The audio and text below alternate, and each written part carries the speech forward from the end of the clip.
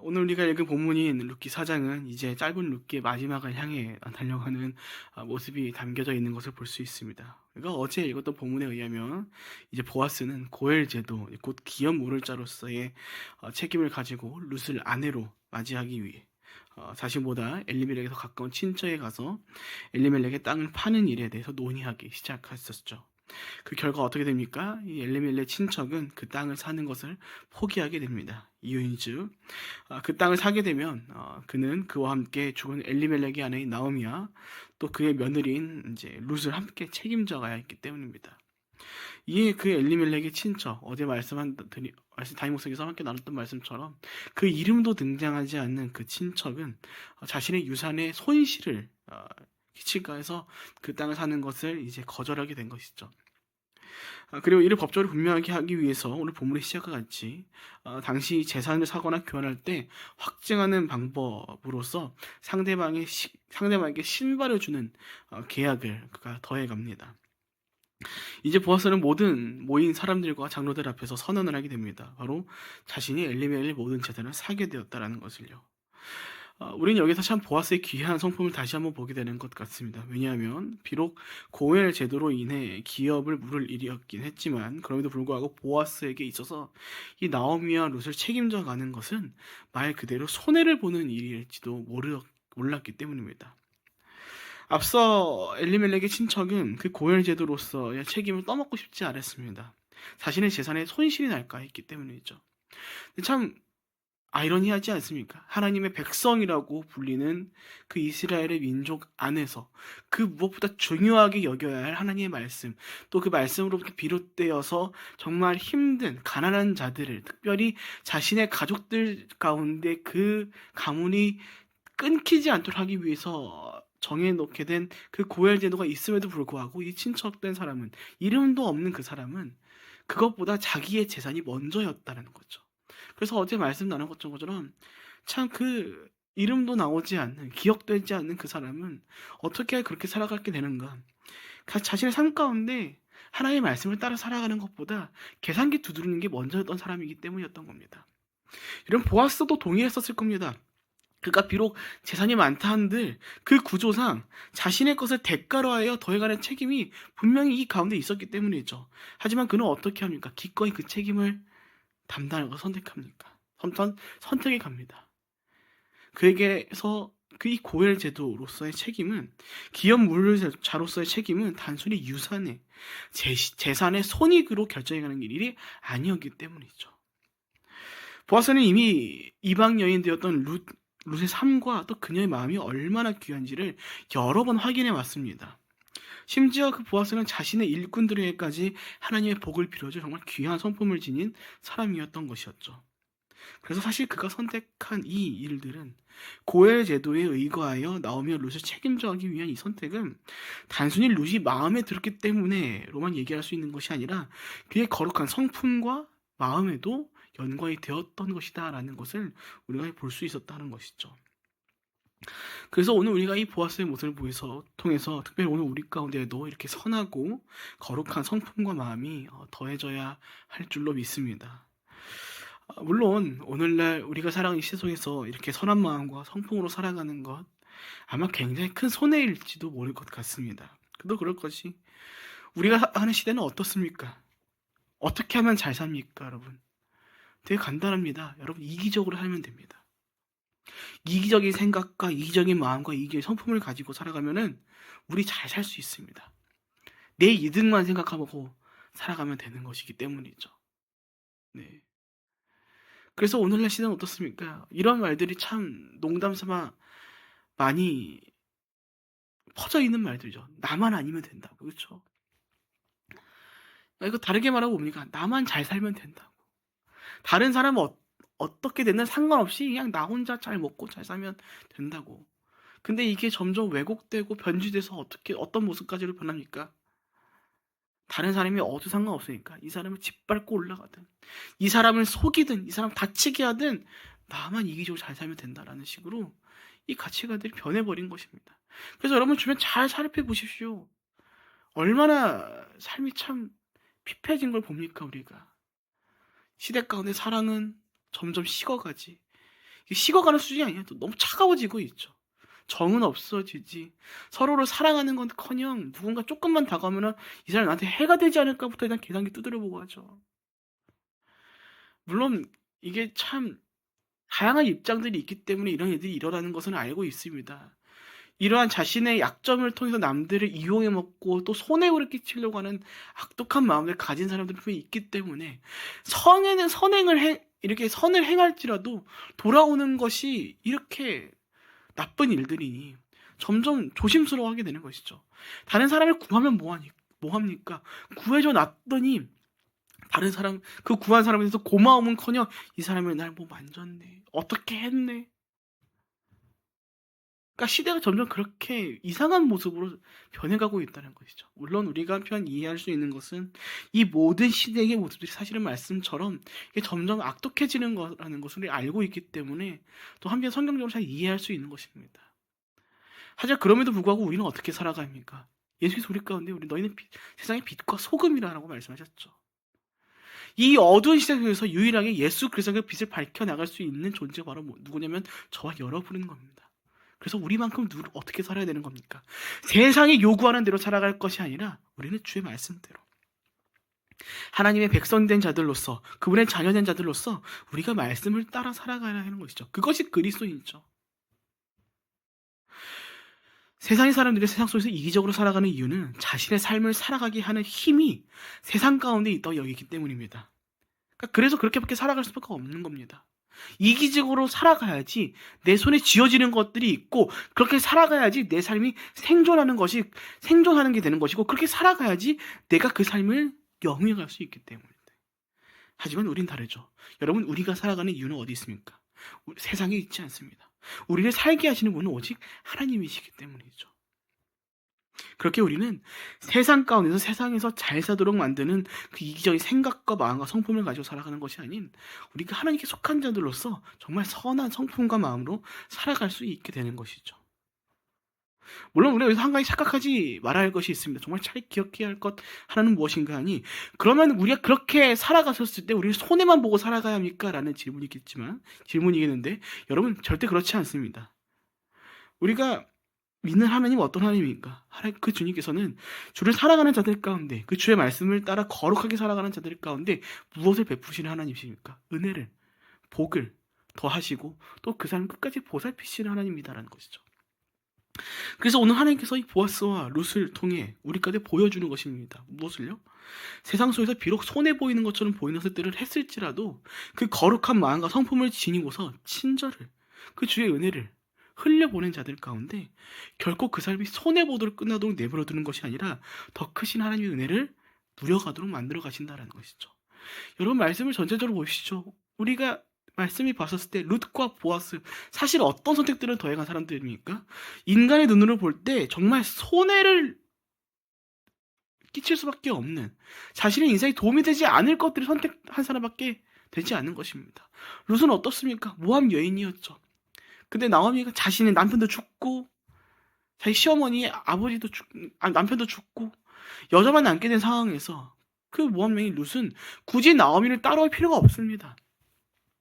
그냥 모압에 다시 돌아가서 그 이방 여인으로의 삶을, 이스라엘의 그 율법 가운데 얽매이지 아니하고 그냥 자유롭게 살아갈 수도 있었을 겁니다. 하지만 그녀의 마음이, 그녀의 생각이 어떤 것을 선택하게 됐습니까? 내가 어머니를 따라가겠습니다. 나 떼어놓으려고 하지 마십시오.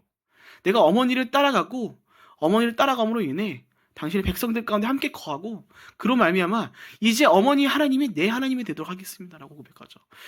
이런 고백을 할 수 있는 이방 여인이 있을까요? 또 보아스는 어떻습니까? 앞서 말씀드린 것처럼 손해투성입니다.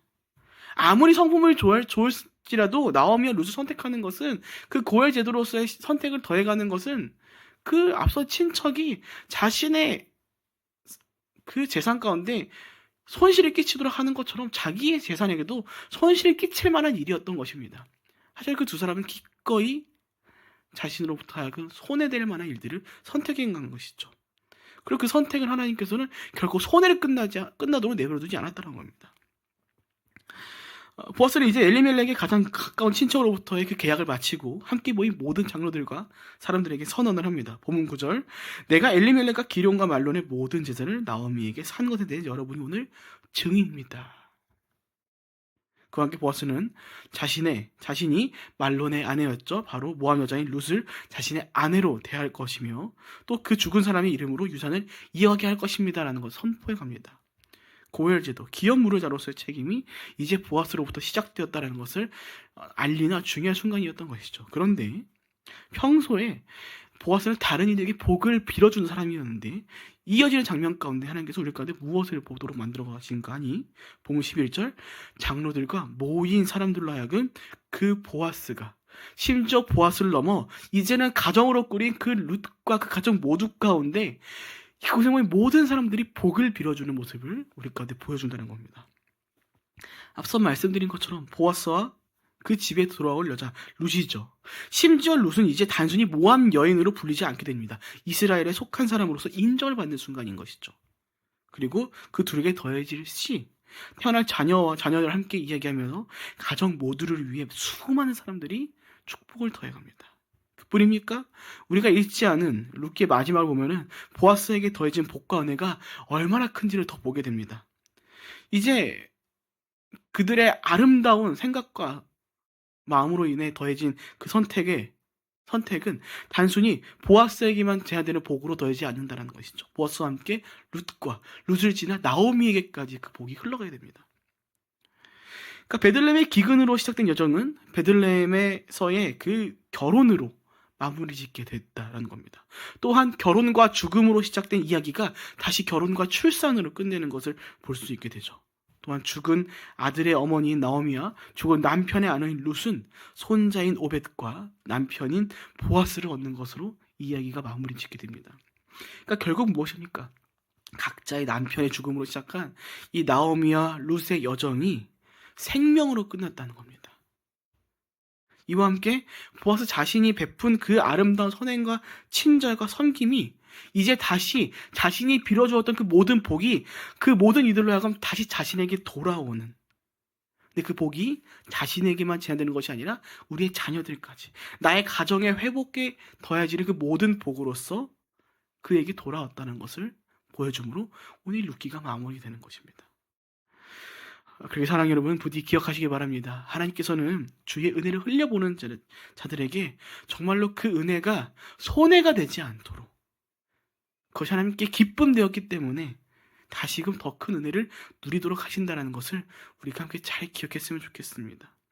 여러분, 우리가 왜 흘려보내지 못하는가 잘 계산하면요, 어제 담임 목사님 말씀하신 것처럼 오늘 나도 모르게 혹은 내가 알고도 하는 게 무엇인가, 계산기 두들겨서입니다. 계산기 두들겨서요. 그러니까 우리가 어느 순간부터 우리의 삶의 모든 것들을 무엇으로 계산하는가? 손익으로 바라보기 때문입니다. 이 사람이 나에게 도움이 될까 안 될까? 지금 이 상황에 내가 이렇게 하는 것이 나에게 이익일까 손해일까? 근데 한편 자연스러운 생각일 거라고 생각을 합니다. 왜냐하면 그것이 곧 세상의 법칙이니까요. 근데 여러분, 적어도 오늘 말씀을 읽어가고 그리스도 살아가는 우리만큼은 무엇 해야 되는가? 오늘 세상의 계산기를 우리 속에서 이제 버려야 된다는 겁니다. 좀 다르게 말씀드리자면 우리의 계산기는 세상으로 비롯된 계산기가 되어갈 것이 아니라 하나님으로부터 비롯된 계산기를 들고 있어야 하는 겁니다. 하나님으로부터 비롯된 계산기를 가지고 갈 때 우리의 계산법은 어떻게 됩니까? 세상과 달라지게 됩니다. 세상은 보이는 것의 손익을 위해 계산기 두들기지만 우리의 계산기는 무엇을 어떤 것을 향해 바라보고 두들기게 됩니까? 보이지 않는 하나님께서 더해주실 다가올 큰 은혜를 기대하는 마음으로, 그 하나님을 신뢰하는 마음으로 그 거룩한 계산기를 두들게 되는 것이죠. 그 거룩한 계산기를 두들길 때는 세상은 보고 멍청하다고 얘기할 겁니다. 바보 같다고 얘기할 겁니다. 하지만 말씀 보면 이런 것이 나와 있는 것을 좀 우리가 볼 수 있죠. 잠언 99장 17절입니다. 가난한 자를 불쌍히 여기는 것은 여호와께 꾸어드리는 것이니 그의 선행을 그에게 갚아 주시리라. 물론 우리가 잘 기억해야 할 것은 이러한 우리의 선행이, 우리의 친절이 이런 말씀을 이용하기 위해서 이뤄갈 일은 되지 말아야 한다는 것이죠. 애초에 하나님께서는 마음의 중심을 보는 하나님이기 때문에 우리가 이렇게만 하나님 주시겠지라는 좀 잘못된 마음을 가지고 선행을 하면 그 하나님이 기뻐하지 않는다는 겁니다. 하지만 그 선행과 그 섬김과 친절이 정말 우리로 하여금 거룩한 마음으로 비롯되었을 때 하나님께서는 어떻게 하신다는 겁니까? 갚아주시는 겁니다. 그 삶이 그냥 손해를 보도 내버려두지 않는다는 겁니다. 여러분 그런 경험들이 있지 않습니까? 정말 받을 것 기대하지 않고 정말 나는 내 할 수 있는 것들 수많은 섬김들을 더해가는데 친절과 선행을 더해가는데 내가 모르는 찰나에 정말 꼭 필요할 때 하나님께서 그 사람을 통해서 또 혹은 다른 상황들을 통해서 나에게 그 수많은 은혜를 더해 주셨던 일들을 말이죠. 저는 수없이 봤습니다. 제 삶에도 그것들을 경험해 봤습니다. 그래서 무엇할 수밖에 없는가? 계산할 수 없는 겁니다. 기꺼이 그 수고를 담당하는 겁니다.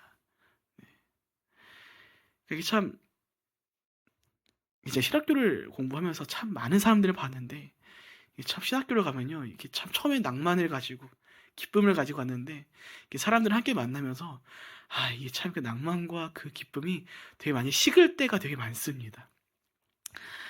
야, 이게 참 그런 생각이 들더라고요. 이게 목회자가 되기 전에 사람이 먼저 되어야 하는구나라는 생각이 저절로 일어날 생각이 들 때가 너무나도 많아요. 네. 그러니까 이게 목회자를 참 생각을 다시 해야 하는 게 목회자라는 이 자리가 뭔가 내가 된 것처럼 느껴지는 자리라고 여겨지므로 그 자리에서 자꾸 자신의 뭔가 권한을 가지고서 힘을 가지고서 막 어떻게 뭔가를 해보려고 하는 사람 되게 많이 보거든요. 근데 참 이 자리에 와 보면은 그게 다 무의미하다는 것을 깨달아야 하는데 참 사람이 어리석기에 참 또 영악하기에 그게 잘 안 되는 것들을 보고 그런 것들을 보면서 참 저러면 안 되는구나라는 것들을 배워왔던 것 같습니다. 그러니까 그러다 보니까 참 제가 학교에서 많이 했던 것 중 하나가 무엇인가 하니 네, 공부를 안 하는 저의 동료들 가운데 그냥 부족하지만 제 레포트 그냥 막 다 퍼주는 일들이 있었거든요. 그러니까 저는 그런 생각을 좀 하고 졌던 것 같습니다. 할 놈은 한다 이걸로. 이걸로 공부할 사람은 할 거고 안 할 놈은 어떻게든 안 할 것이다. 네. 그리고 참 재밌는 것은 저는 받을 생각으로 한 게 아니거든요. 그냥 또 특별히 마음 맞는 분들이 이렇게 계시고 또 얼마나 바쁩니까? 교회 사역하랴, 공부하랴, 또 이제 가정이 있는 분들은 가정 도살피랴.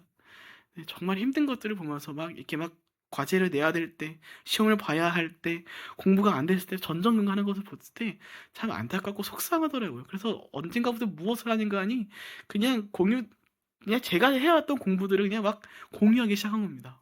얼마 전에도 이제 막 강조사고시를 앞둔 이제 안산에 있다가 불운을 받고서 담임 전도사로 이제 막 그 강릉 쪽인가 속초 쪽에 이제 담임 목회를 간 이제 형님 한 분이 계시는데 가서 새로운 또 이제 사역을 시작하려니까 얼마나 바쁘고 힘들겠어요.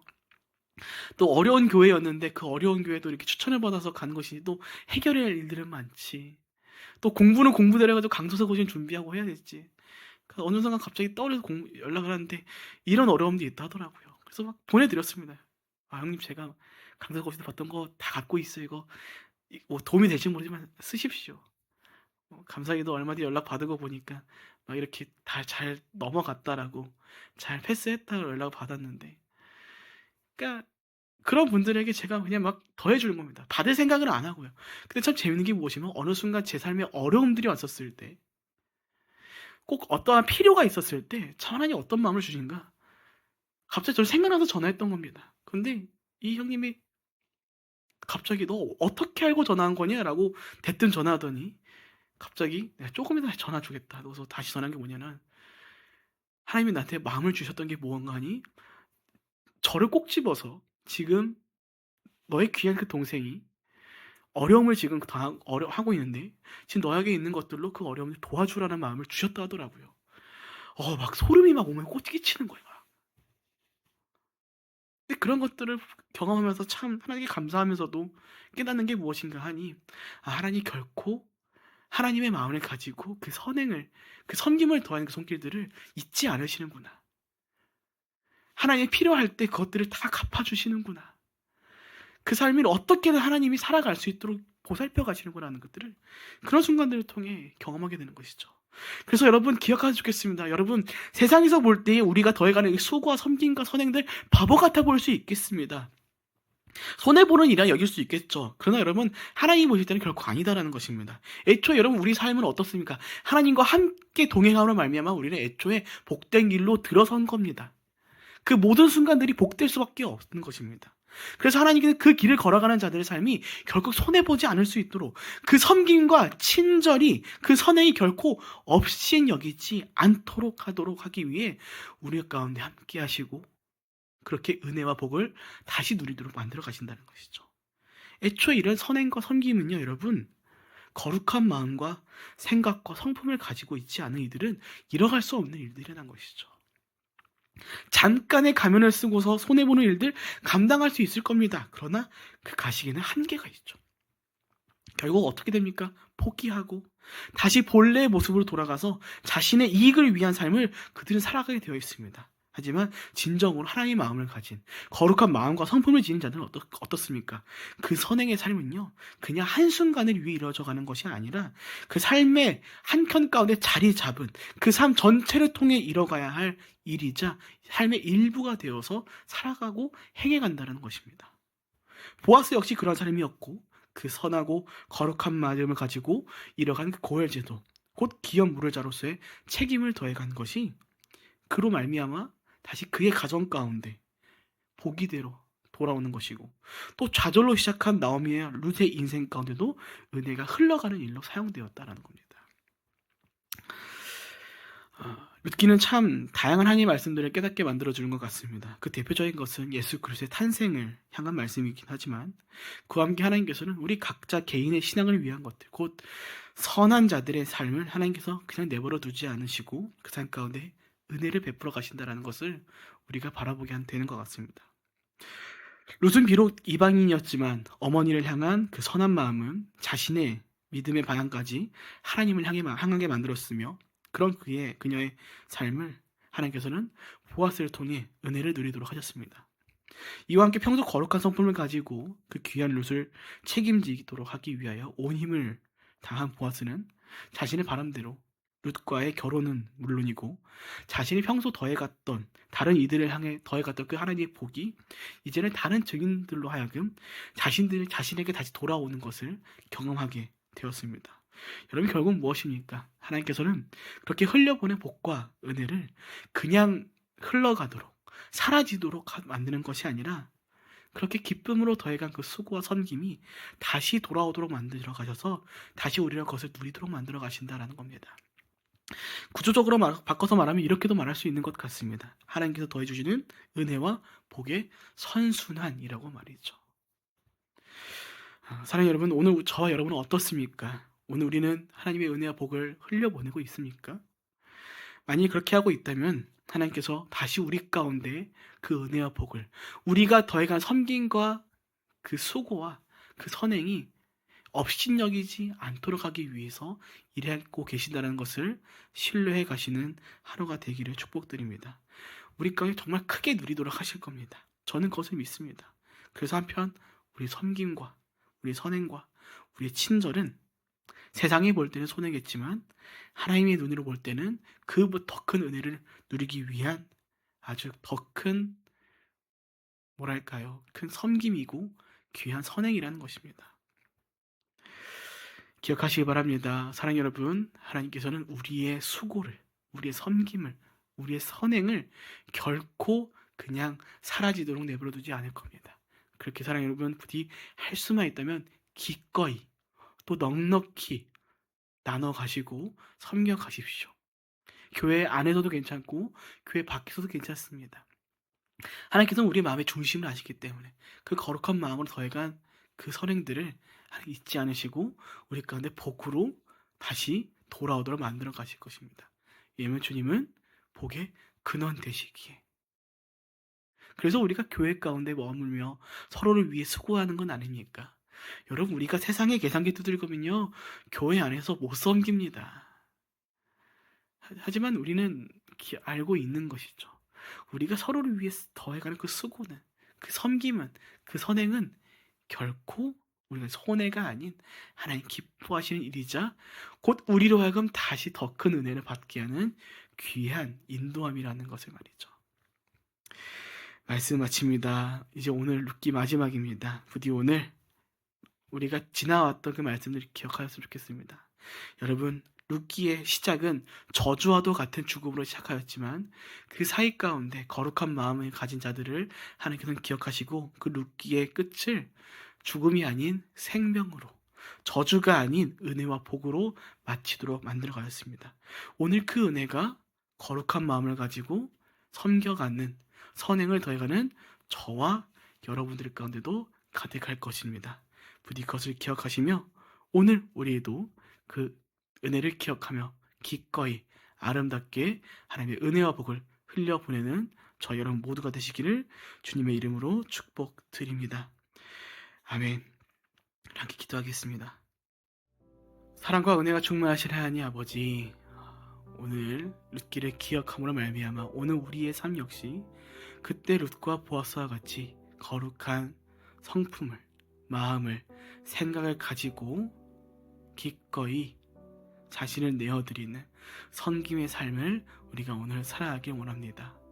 아버지, 원컨대 우리의 생각과 마음을 지켜주시옵고 우리 그 모든 것들이 세상에 물들지 아니하고 하나님 기뻐하시는 생각으로 물듦으로 말미암아 우리가 오늘 자신을 내어드리는 섬김의, 선행의 삶을 기꺼이 펼쳐갈 수 있도록 우리 한 사람 한 사람의 삶을 인도하여 주시옵소서.